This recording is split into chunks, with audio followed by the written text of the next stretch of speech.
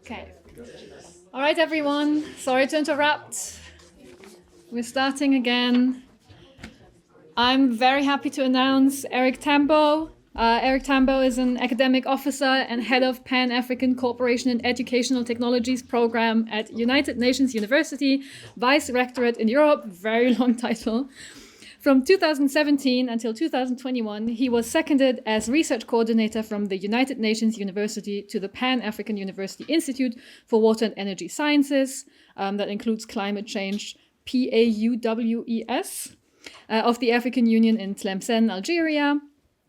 He also supported, that is from 2020 to 2021, the coordination of the Pan-African Virtual and E-University of the African Union in Yaoundé, Cameroon. Erick has a doctorate degree in computer sciences from the Fernuniversität Hagen, where he led a research group on information and communication technologies for development, that's ICT 4D, prior to joining United Nations University in 2012. He has broad expertise on educational technologies and computer-supported teaching and learning systems for developing countries, research management in an international context, entrepreneurial education, digitalization, green, frugal innovations and entrepreneurship in Africa, social software and open content, open educational resources. That's it. That's all of his expertises. And he is a fellow of the Global Young Academy, the voice of young scientists around the world. Very happy to welcome you. Take it away. Thank you. I think I have to update my short CV when I have a presentation and they're asking, send your short CV. I just, not to take it seriously. So, computer scientist from background, and I'm quite happy because so far we had a lot of social scientists, philosophy. So I used to like a lot philosophy when I was doing my advanced level in the school. So you remember me back, and also, the discussion on ontologies. And so definitely I enjoy to be here.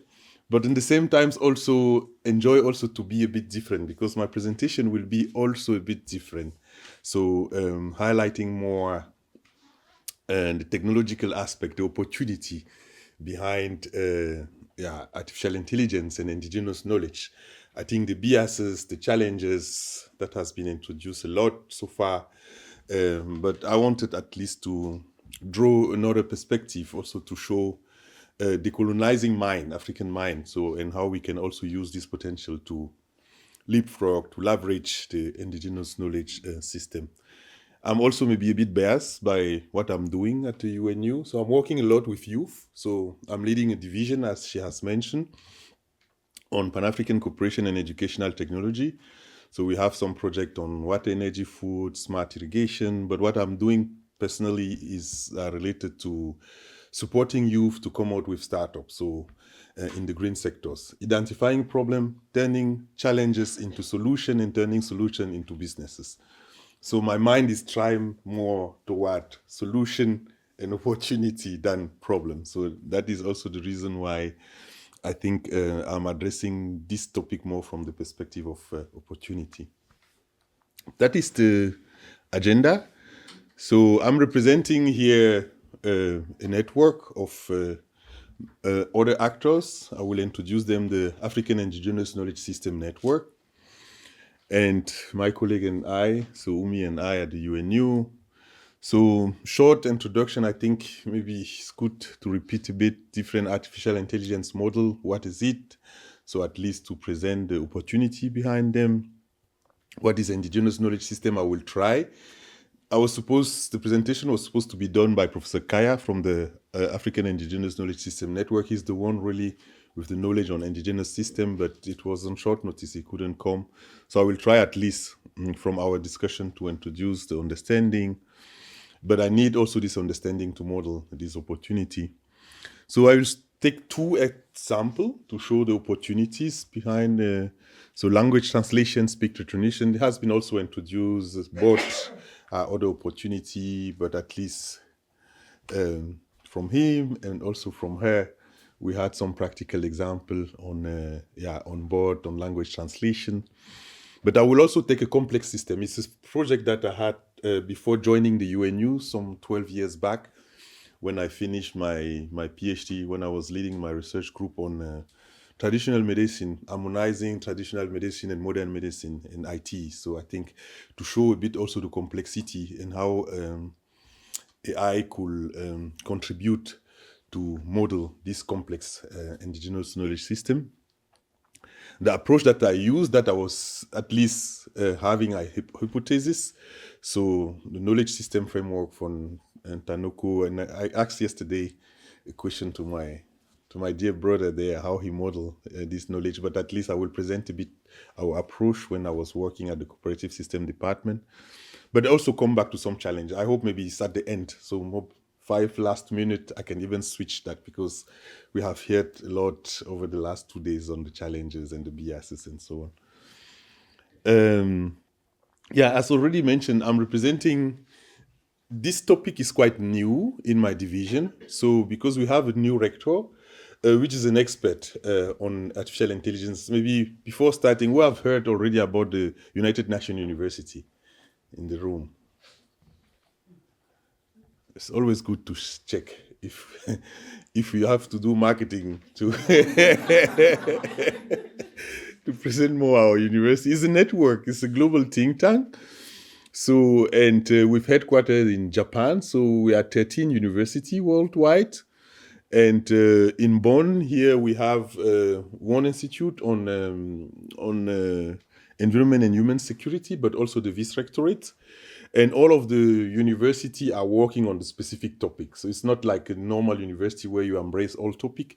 So we are just working on environment here. And to make it simple, it's like a combination between a technical cooperation agency like GIZ, if you know GIZ, and the university. So we work with different stakeholders groups. So typical project will be with a community. So you develop the solution. Out of the solution, you have lesson learned that could be translated into policy. Then you can bring that to the policy phase at the local, at the national, at the international level. But this knowledge can also be transformed from formal educational system to university. So meaning it's a very interesting environment to work, because you have this practical oriented, you have this impact oriented approach. And yeah, so Umal, she's the one who did a lot of literature so far on this topic. So, and who prepare also the slide. And as already mentioned, the topic is quite new due to our rector who has a strong background on AI. And since AI will influence all aspects of SDGs, the other institutes are working also toward SDGs, economics, health. So he brought this, and then I was thinking maybe introducing that with regard in connection to indigenous knowledge will be good. But for that, we are working with the Indigenous Knowledge System Network. It's a consortium of more than 20 higher education and autonomous research institutions from Africa and outside Africa. So Anglophone and Lusophone. I think it's a UNESCO, they have a UNESCO, it's a UNESCO network of university across the continent, but they are expanding now in Canada, in New Zealand. I think they have in Germany at Bayreuth. They are also member of this network.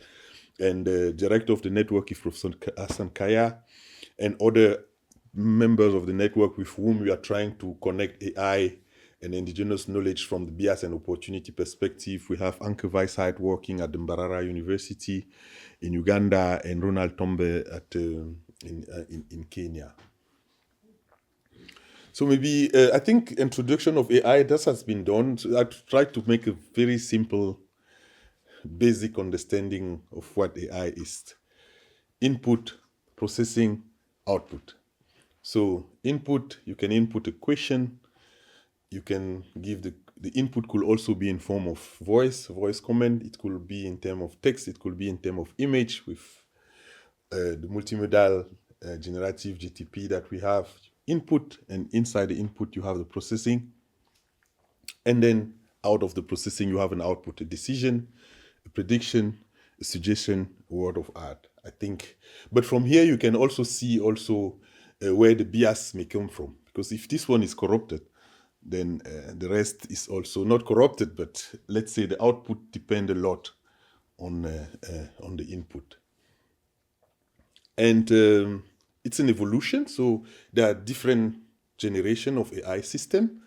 So the artificial neural network was more or less the beginning, so where AI systems are designed more for specific tasks, specific problem, functionality, system like Siri, Alexa, first generation of a narrow artificial intelligence network with the goal to train to perform specific tasks. The machine intelligence that we witness, the example are the one that are listed here. But the next generation are more the artificial general intelligence, so who try to mimic a bit human complexity, thinking complexity. So, and then we have at this level OpenAI, IBM Watson, which is also a big machine, so like generative AI. And then what the people at the Silicon Valley are currently working on, the Saint Graal, what they will say is the super intelligence AI, which is still futuristic, but we should have the capacity to surpass the human thinking, which bring also a lot of dangers. So I like a lot science fiction, because science fiction inspire a lot also technology and reality. And thinking about super intelligence, 2 images, Skynet from Terminator movie that you see there with the threat. So, and which will come also on what we are calling the so Skynet with this with the possibility, the threat with the possibility of AI to create other AI that are more intelligent than us. Then the singularity point come where our species is also in danger, because you cannot control anymore what the AIs are doing. But on the other side, you also have Jarvis on Iron Man, the AI piloting the suite of Iron Man, which also have a lot of possibilities. So meaning in the future, in this super AI, you have everything. So you have threat potential like opportunity. So that is more or less the evolution of this general AI system. And the technology landscape is quite broad when you are talking on AI technologies and algorithm. So meaning from machine learning model, deep learning model, neuronal network, pattern recognition, natural language processing, chatbot. So the application are quite broad. So there are many. So you will hear a lot of acronym when it's come to AI. And now indigenous knowledge system. So indigenous knowledge system refer to intergenerational transmission of holistic body of knowledge, skills, innovation, value, belief, pattern behavior,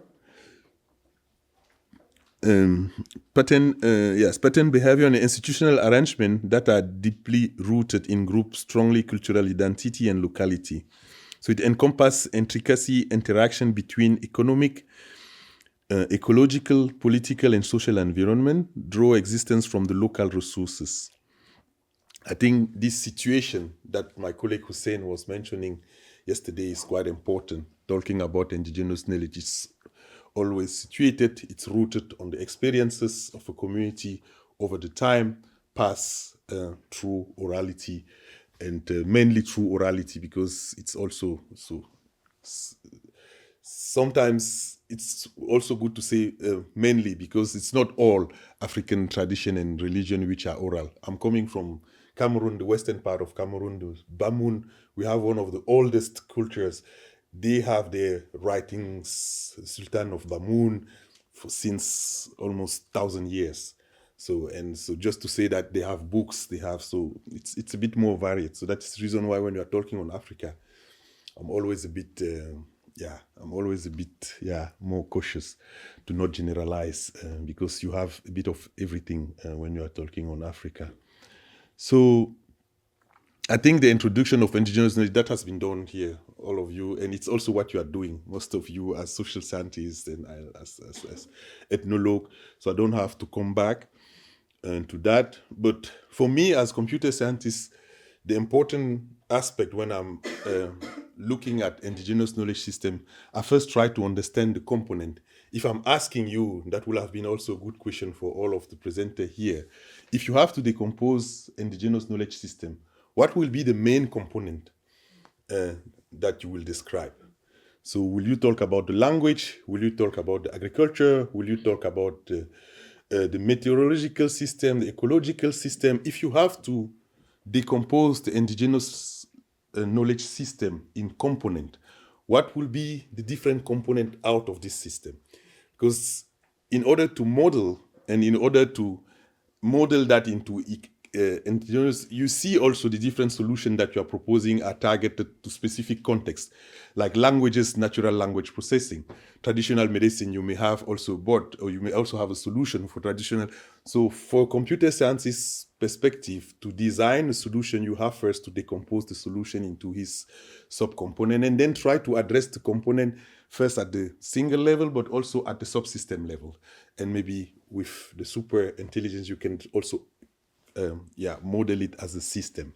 So that is the reason why I think it's quite important first, at least, to decompose the indigenous knowledge system into different components. How will they be manifest? And I think that is a big picture that I found on the internet, at least to represent it. It may be true, it may be false, but I had the impression at least that it encompasses the different components when we are talking on indigenous knowledge system. Cosmology is another level. Spirituality, Ubuntu, what she has mentioned, is also part. But then at this level, you enter already at the system level. It's no more one single component. It's become more meta and it's become more complex. So environment, weather, agriculture, social power, law, tradition, culture. So yeah, when I'm looking these pictures, I'm looking it from the modeling perspective. If I have to design a solution, if I have to go step by step, how will I address it? And I think the language is quite interesting, because talking about indigenous knowledge talk a lot about language transmission, storytelling. So it's one important component. And how far do we have already some solution addressing that? So using AI. So AI driving tools like speech recognition, language translation, multimedia archiving can help to preserve indigenous languages and facilitate the intergenerational dialogue. So it could support the revitalization and prevent of erosion of traditional wisdom. And so meaning, if you take the natural language processing's opportunity, so I'm more looking on all this algorithm as a common good, a bit in line with what my brother was saying. I will not specify them as a Western. So it's a tool. It's like alphabet, or it's like numerical 1 to 10. It does not belong to the Arab have invented, and then you use it to calculate your. So that is the way how I understand this algorithm. So it's clear that even when you are talking on coding, so you use the English language for while if you have to program different sequences, you use the English languages. But at the core, you can even use your natural language, because programming language for Kit, for example, so they are using bricks, they are using images, they are using, so it's something that you can contextualize. So for me, it's belong more or less, I see it as a tools, not belonging to a specific that you can use to, and then this natural language processing is a tools. Now, how do you use it in your specific context to revitalize endangered languages? That is where I see more the opportunity. And when you use it to revitalize, then you have a lot of application. So for example, my grandmother, she don't understand about the climate change topic and discourses. She just realized the rain is not falling like always. Or maybe she has a problem with plant diseases.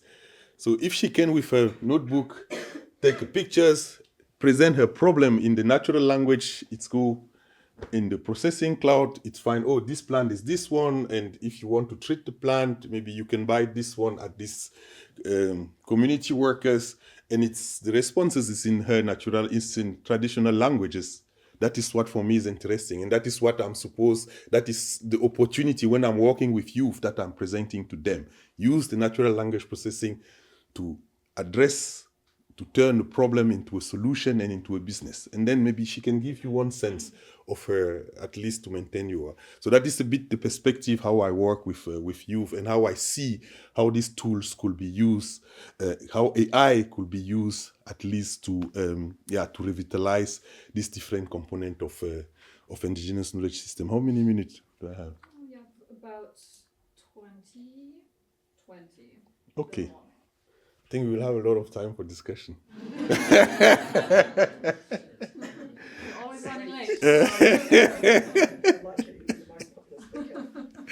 Okay, so as I say, I think I see this different component as an opportunity, at least. And if you take the language processing and the computer power of AI, you combine it with traditional language, you have something new, which is quite interesting. So there are some example of application here, but that is a concrete example, which is an app.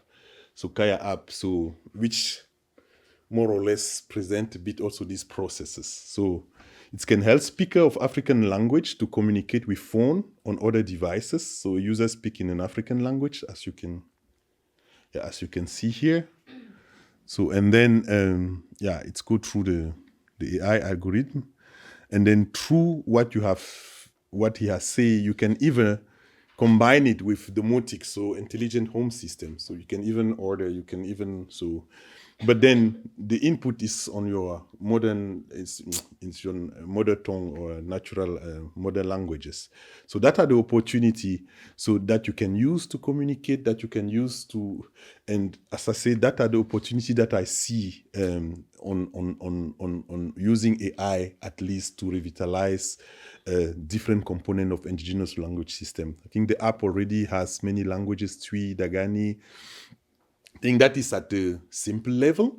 So giving an input and storing what I think Hussein is doing and what many colleagues have also mentioned with your bot. Also, you give something and it's stored. And I think what will be interesting will be the second level. So when you have, what Hussein was presenting with the proverb, for example, how will the artificial intelligence system will understand the double meaning of a word, of a sentences, which is a bit more complex. But even the more you fit the system, the more you will mimic this this different understanding. So the more you fit the system with different input, the more you will understand. I think it's become a bit more complex when you connect this input with issue like spirituality. Then it's become a bit more complex. It's become a bit more complex. But I'm quite confident that with neuronal network model, so which mimic the brain way of working, we will also be able at least to reach this complexity with artificial intelligence algorithm. So that is a project proposal something like 13 years back, before we spoke about the rise of artificial intelligence. In this time, we were talking about Web 3.0, semantic web. So, and when I was still leading my research group at the Distance Learning University of Hagen, and so on ICT for development, I had already the ideas on how do you connect using IT technology, traditional medicine and modern medicine. And what we use, I was working on a department called cooperative system. We use a lot of storytelling to capture tacit knowledge and convert it in explicit knowledge. So, and the ideas behind the project, the hypothesis behind the project was at least to use your mobile phone. We developed a mobile phone, a mobile app in my former department for that, where you can just speak with a herbalist, the traditional shaman, and he explained you what he's doing, and then you organize what he has done in terms of treatment. So he explained you how how he used to use this plant, this specific plant that he will find in the specific geographical location. He explained you how he will use that in his in his practices, and then you come out. It's collected to a diseases, and you come out with a kind of treatment.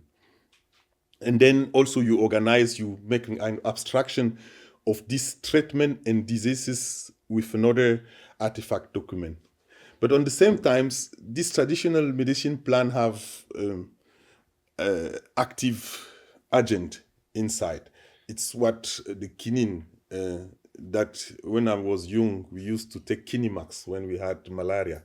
So very bitter, and but then it's come for a tree that we call quinine. So it's the tree is also very bitter. So it's, and that is also what the shaman are using. It's just that the Western scientists just took it and extract the active agent.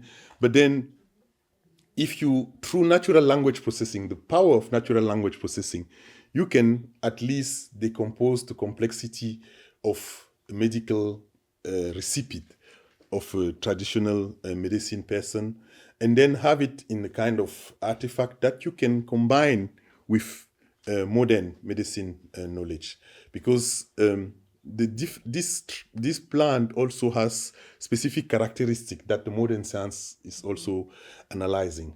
And then the characteristic, you can go very deep in the analysis of the characteristic using neuronal network, machine learning algorithm. So it's a huge branch now in artificial intelligence. How can you discover new molecules I think you have someone from medical, a bit brain, so here.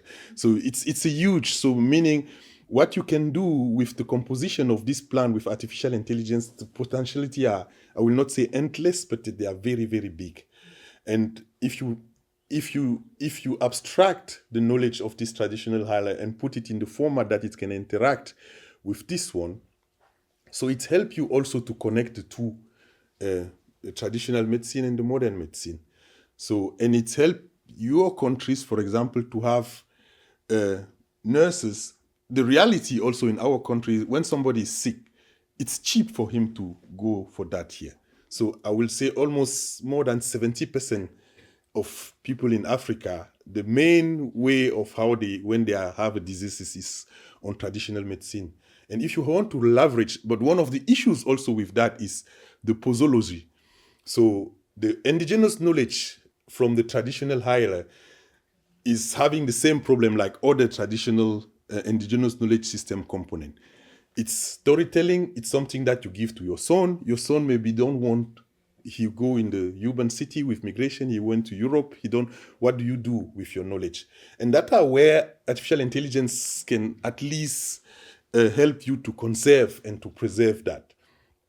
It's a philosophical discussion. If it's a knowledge which needs to be in the machine, is it something which is protected because of specific reasons, so that you just have to give? That is, but at least I see for now artificial intelligence as a tools which can help you at least to capture this knowledge and to combine this knowledge with other form of knowledge, and also to reconcile these two, because the reality of the people in the ground is that they are using traditional plant.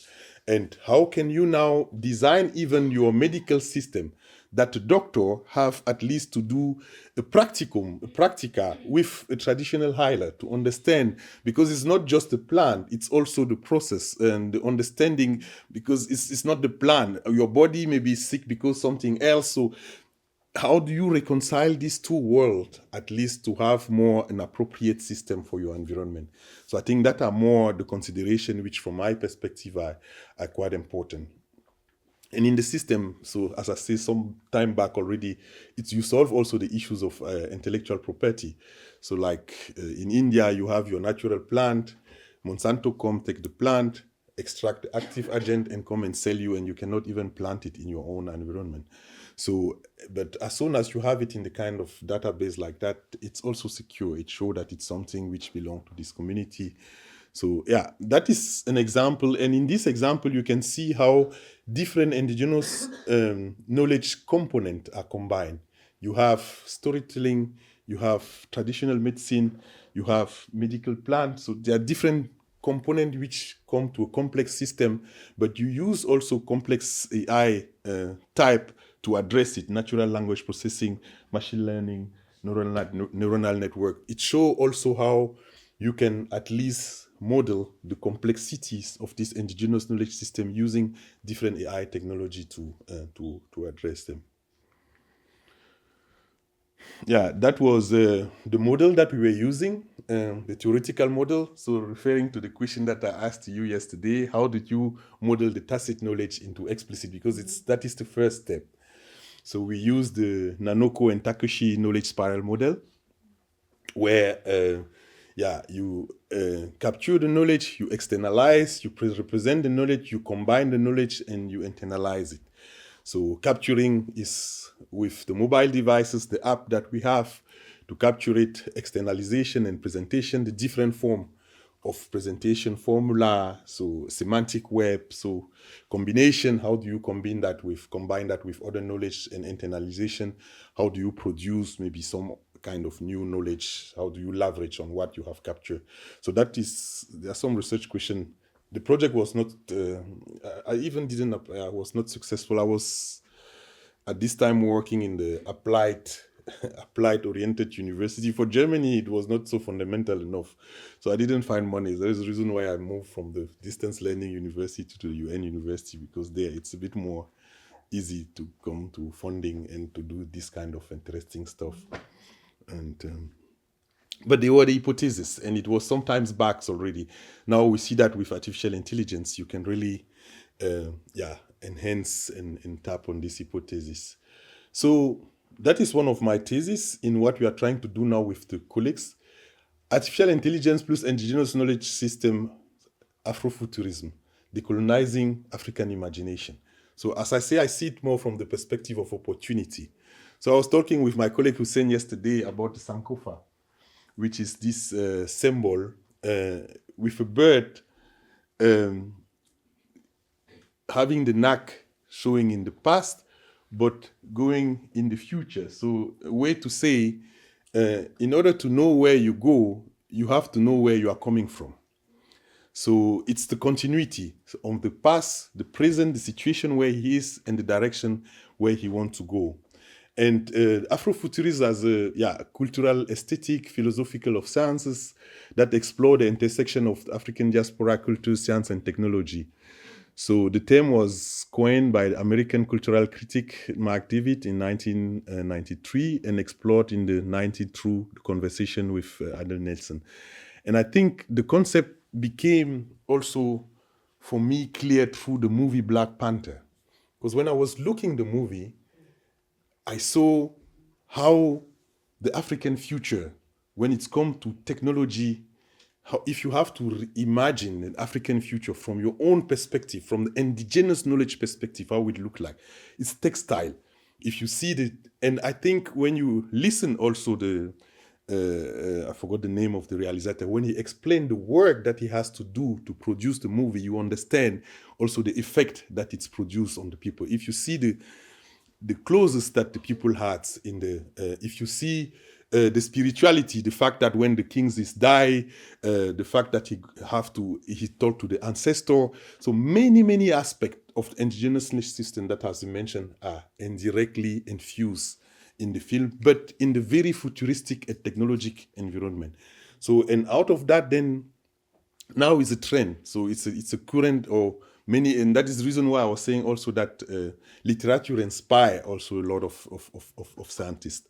There are two Disney that I recommend. I think my kids are looking at even. So Iwaju is in Nigeria. It's similar like Black Panther. It's Lagos, the future of Lagos. Lagos in 100 years. So you see and you very feel proud. And then they combine really this traditional aspect of Nigerian Yoruba cultures and all these aspects with a futuristic Lagos. The other one is another. So, so I will say that is the Maasai, the kind of bionic combination of a futuristic combining AI and I think that is a bit as someone was saying yesterday, AI is there, so we will have to deal with it, and how can we deal with it in the way that is more integrated. I think in the end, in your presentation at the end, it's this synchronous, this combination on the chi. So that was a bit in this line. So a bit more in this line. How many minutes do I have? You have about 5 until I was going to remind you, but Okay. also I'm glad if you keep it short. Okay, and the discussion?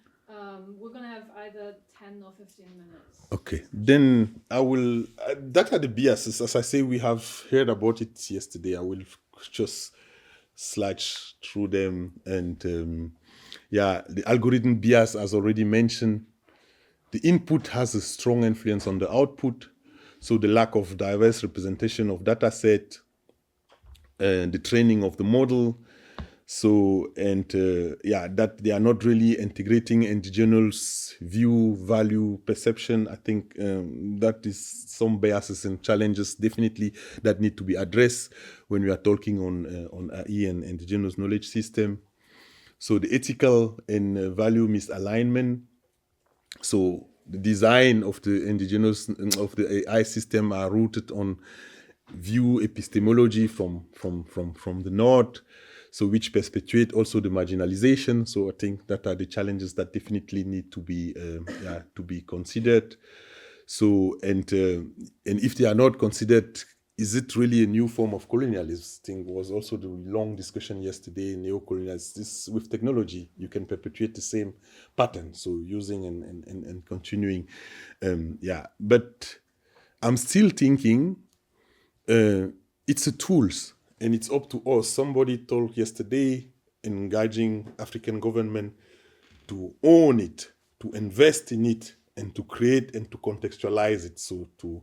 And even through this contextualization, you can come out with something totally new, which was even not what was planned in the beginning. So I see that as opportunity, not to act more as a victim, but see that more as an opportunity. But that it requires also investment. It requires responsibility of, and many countries have started. At the African Union, we have an AI Act. Many countries are designing also their policies. They are preparing. Universities are trying to integrate in school. So it's also trying slowly to be integrated. It's not just also in issues of the policymaker and at the high level. So I have a German school in Cameroon. So, and I'm thinking now on integrating AI, all this frontier technology in the school from the beginning, so that you build youth which already are aware on all these principles. Everyone has his role more or less to play.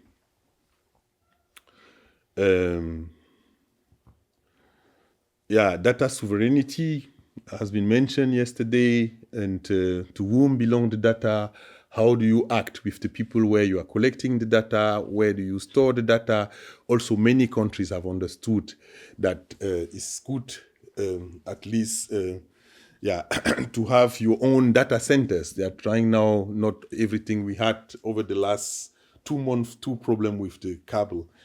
Many countries in West Africa were affected. Many countries later in Central Africa were affected. It shows a bit the dependency, not only in terms of where the data are hosted, but also on your infrastructures, which also bring back the issues of the divided, so the digital divide. And but then it's also the responsibility of the country to understand that it's a strategic, vital issues, and that they have to be be independent, to rely on their own infrastructures and not just store all their data into into foreign server, and also rely on other policy. You can see here the different regulatory framework. I hope very soon we will have also the one from the African Union, which will come here. But we see that other countries are already prepared with the GDPR, CCPA, APP. So it's a sovereignty. So data sovereignty is definitely an important issue that every country should take seriously when it's come to AI. Epistemology, value, that has been also mentioned. I think I will just have some useful references.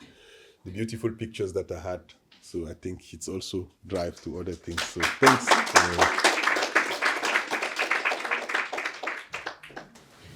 Wonderful, thank you very much. I think that gives us about 12 minutes.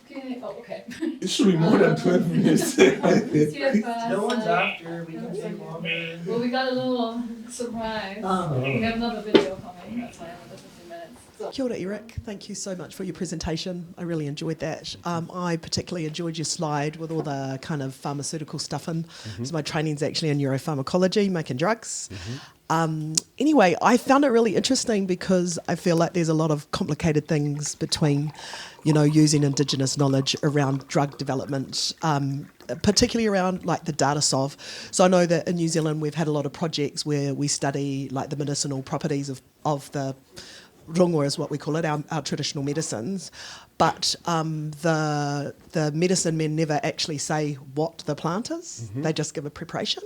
Is it something similar that you do there, where you still keep some of that knowledge hidden, or is it completely open?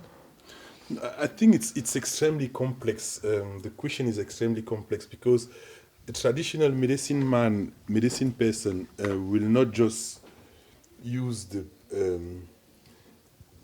giving the receipt. It's mostly also connected to a processes. It could be a dance. In Cameroon, for example, there are traditional man where if your leg is broken, you go there.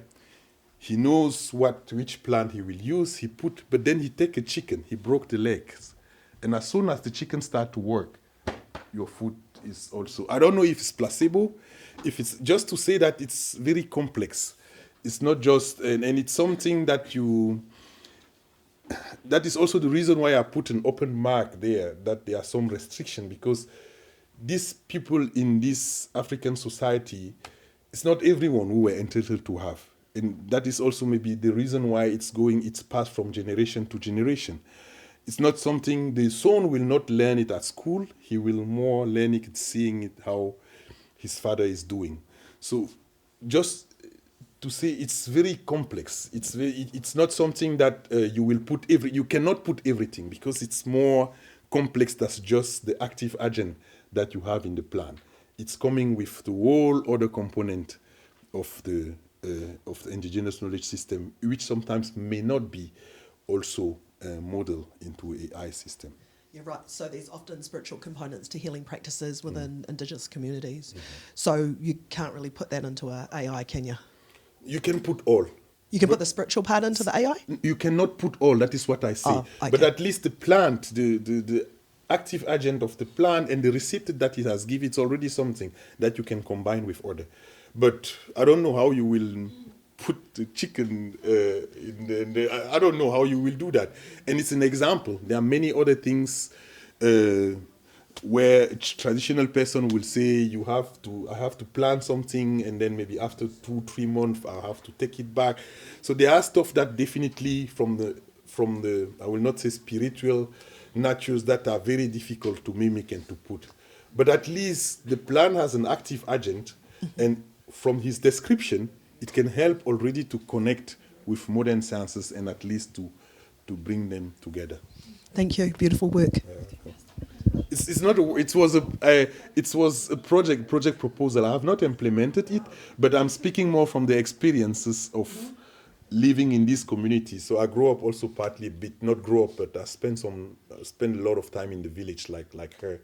So where every 3 months going there and living these practices and yeah. Hello. Well, thanks, Erick.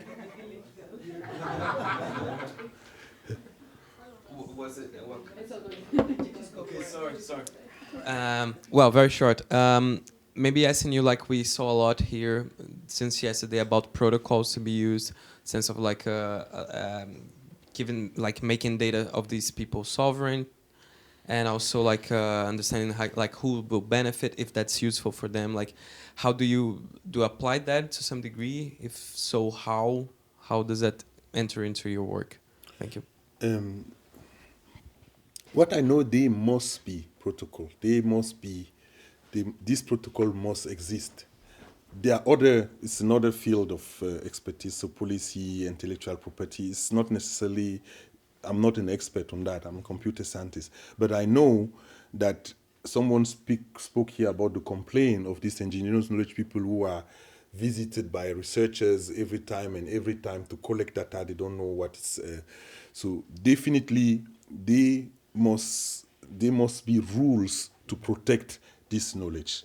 So to protect, and also that they have, and when I'm working, I'm trying always to see the added value on this cooperation with the indigenous knowledge people more from the economic empowerment perspective. How out of that you could also create opportunity, because the reality is that many of this community, if I'm taking the Cameroon as an example, the Pygmy, which is, let's say, the Aborigines, the people who were really there before, if you are going now to a Pygmy camp and you see how they are living, so they wanted to live with nature, but when the people are going there, they are bringing alcohol, they are bringing, but then you have to think more, okay, on ecotourism, maybe the plant that you have, it's also useful for the medicine. Can you have a farm where maybe you can connect them to people who are taking that?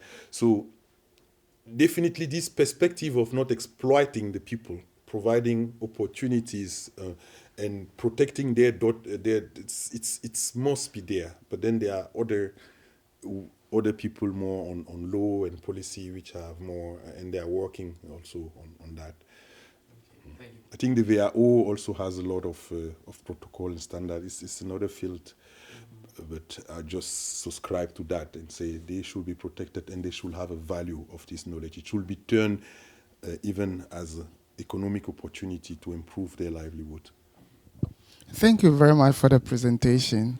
I've been thinking throughout yesterday of the idea of decolonization and trying to introduce the forgotten knowledge into the whole AI space.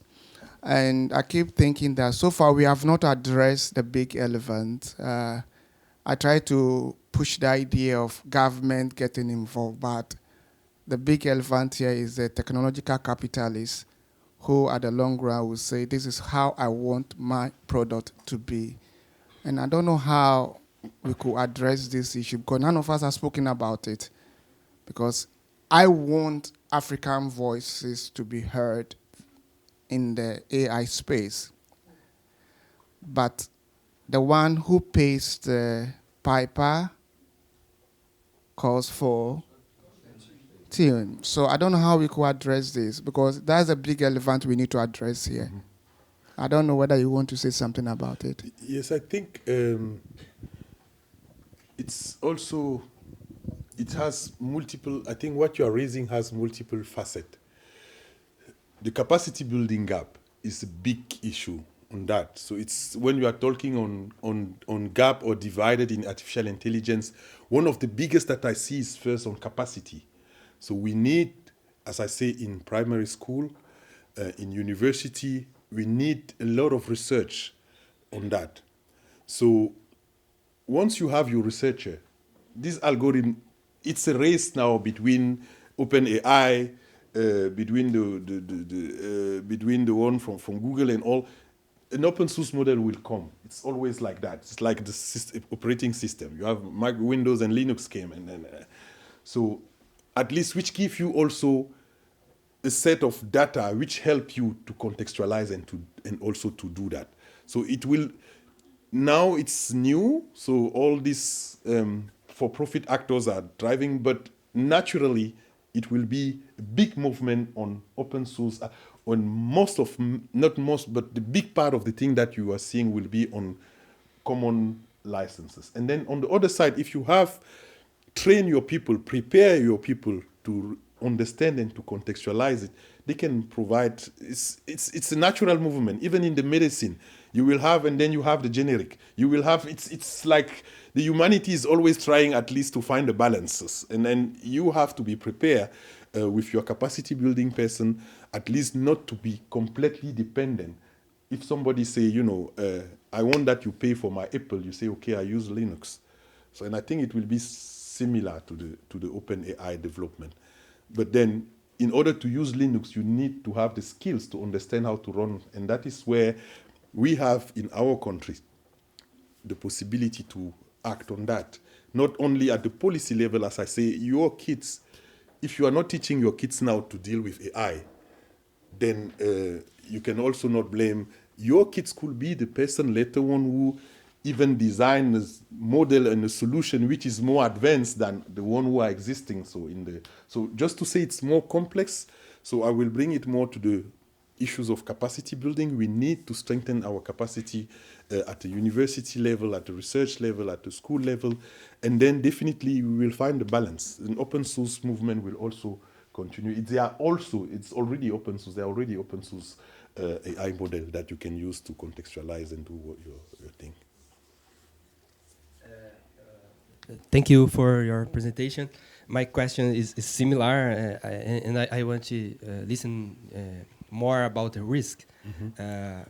I am part of African traditional community, religious community in Brazil, named Candomblé. If for us, the secret is the secret is main the sagrado, maintains the secret, characters of knowledge in certain communities, and in another way, it's not new to Western science, for example, capture traditional knowledge and create medicines that indigenous people cannot pay, for example. My question is, how can we ensure that the translation of indigenous knowledge does not become a new form of extractivism? Because the models are controlled by big corporations that use that knowledge to train models and create products. But usually the people that create that knowledge cannot pay for that new product. My question is about exploitation. If how can we protect that community and in the same time recognize that knowledge? You know. Yeah, I think the data sovereignty policy is one of the aspects, but the most important aspect is build your own. Build your own. We had a meeting 3 days back on climate GTP. So it's people at the University of Aachen working on specific chat GTP for climate model. So you will have all this declination building on the algorithm of chat GTP. So imagine in your excellence university in Brazil, you have excellence university. You put traditional medicine GTP, where you have used this open source code to design and to feed the system with your knowledge. And then your policymaker, your country now design something like GDPR just to protect that other comes. Then you don't have build your own capacity. So build your own capacity, build your own model.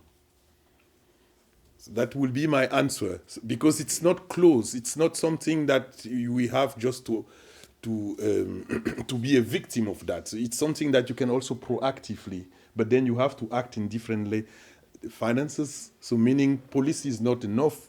The government should also put the necessary environment with finances, because you need maybe data centers. So yeah, start with cooperation with other actors, other countries, but in the same times, build your capacity, design your own model. Thank you. So I'm really sorry to be so strict on time. I just want to make you aware that there was a question in the back. Yes, I saw him. He was very, very active. So, exactly. So please connect afterwards. That would be great. Let me 2 minutes, 1 minute. I will be fast if your question is also fast. No, like I respect. Like, Okay. She's the boss. She's the boss. Okay. Okay. No, thank you so much. Thank you again. So thank you again.